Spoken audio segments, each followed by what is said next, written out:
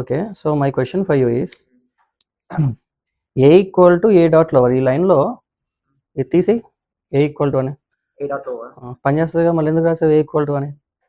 అంటే Anyway, we can do it as well.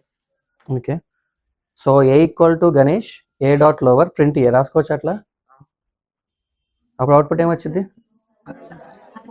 No, why? అవునా, నువ్వు అంతా బాగా చెప్పావు, కానీ నువ్వు ఒక పదం మర్చిపోయావు. ఏంటమ్మది? Memory allocation. నేను ఎన్నిసార్లు చెప్పాను? ఎప్పుడైనా మెమరీ అనే పదం వాడాలి అని చెప్పానా లేదా? A equal to Ganesh first line ఏమవుతుంది? ఎక్కడ అలొకేట్ అవుతుంది? ఏలోనా, మెమరీలోనా? అవునా, ఇది ఫ్రీగానే, ఇది మనం డబ్బులు పెట్టుకునేది కాదు.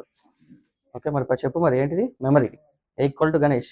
సో ఏ ఎక్కడ సేవ్ అవుతుంది మనకి? GANESH. అవునా, ఇప్పుడు ఒకవేళ నువ్వు ఏ డాట్ లోవర్ అని రాసావనుకో, ఏ అనే వేరియబుల్ గణేష్ ఉంది, లోవర్ చేస్తున్నావు, కానీ అది మెమరీలో అప్డేట్ అయిందా?